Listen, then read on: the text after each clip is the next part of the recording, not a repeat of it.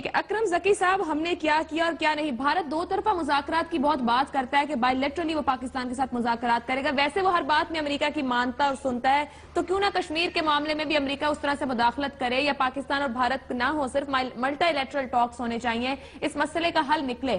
آپ کیا سمجھتے ہیں کیوں نہیں امریکہ یہاں پر مداخلت کرتا؟ وہ یہاں تک آیا بھی لیکن کشمیر کو اس طرح سے ترجیح نہیں دی گئی. دیکھیے, بھارت دو طرفہ مذاکرات کی بات تو کرتا ہے, لیکن خود بھارت نے سیکٹری لیول کے مذاکرات کو منسوخ کیا جس کا فیصلہ ہو چکا ہوا تھا. وہ تو صرف زبانی بات کرتا ہے, بات کرنے کے لیے وہ سنجیدہ نہیں ہے. میں تو یاسین ملک صاحب سے مجھے اتفاق ہے, کشمیر کو تقریباً بھلا دیا گیا وہ تھا, تو کشمیریوں کی آزادی کی تحریک جو 89 میں شروع ہوئی اس نے اس کو زندہ کیا. اور کشمیری اگر منظم ہو کے اپنی تحریک کشمیر کے اندر چلائیں گے اور دنیا کے آگے پھیلائیں گے اس کو, تو اس سے کشمیر کی آزادی کا راستہ کا تعین ہوگا. بھارت اور پاکستان کے مذاکرات میں اگری کرتا ہوں کہ فوراً کوئی چیز نکلنے کا امکان نہیں ہے. میرا نقطہ نظر یہ ہے کہ بھارت کے ساتھ اگر مذاکرات کا رویہ ہم نے رکھنا بھی ہے تو اس میں ہمیں چند اصول طے کرنے چاہیے. پہلی بات تو یہ ہے کہ ہمارا بنیادی موقف کہ کشمیر کے عوام کو حق خود ارادیت ملنا چاہیے اور جو فیصلہ وہ کریں وہ ہونا چاہیے. اس موقف سے اور ان قراردادوں سے ہمیں پیچھے نہیں ہٹنا چاہیے کسی صورت.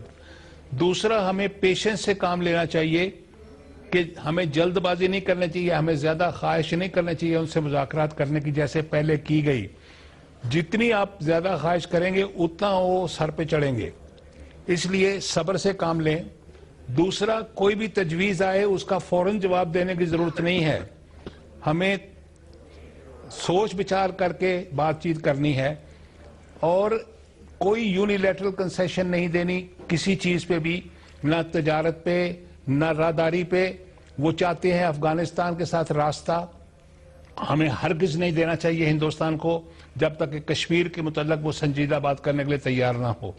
اب امریکہ کے بارے میں جو آپ نے سوال پوچھا ہے تو میں آپ کو یاد دلاؤں گا کہ صدر اوباما نے اپنے انتخاب کے دوران کہا تھا کہ افغانستان کے امن کا راستہ کشمیر سے گزرتا ہے اور میں منتخب ہو کے ہندوستان اور پاکستان کے درمیان ایک نمائندہ, بڑا سینئر نمائندہ اپوائنٹ کروں گا ان کے معاملات کو حل کرانے کے.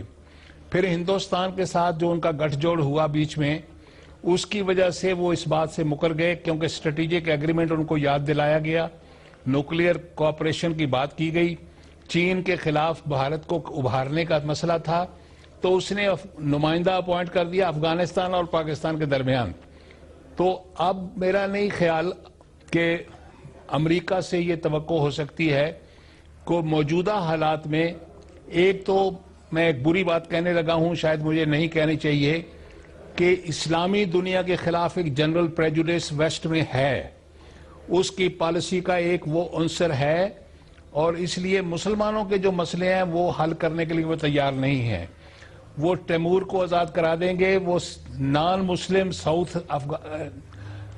اس کو سوڈان کو آزاد کرا دیں گے, لیکن وہ مسلمان کشمیر کو اور مسلمان فلسطین کو اس کے حق دینے کے لیے تیار نہیں ہوں گے. تو ایک تو ہمارے ملک میں یکجہتی ہونی چاہیے جو کہ نہیں ہے. ہمارے ملک میں انتشار ہے اس لیے اس سے ہندوستان فائدہ اٹھا رہا ہے. ہماری قوم کو یونائٹ ہونا چاہیے, اور مسلمانوں میں یکجہتی نہیں ہے, وہ بھی ایک دوسرے کے خلاف لڑ رہے ہیں. مڈل ایسٹ میں دیکھیے کیا ہو رہا ہے. تو اس لیے مسلم دنیا نے اپنے حالات اتنے خراب کیے ہوئے ہیں کہ ان کے حقوق کا تحفظ کرنے کے لیے دنیا تیار نہیں ہے. یہ ایک بنیادی مسئلہ ہے اور اس سے نکلنا پڑے گا, سوچ کو بدلنا پڑے گا, اپنی کو, مسلمانوں کو بدلنا پڑے گا, اور ورنہ جس طرح وہ خراب ہوتے رہے ہیں خراب ہوتے رہیں گے.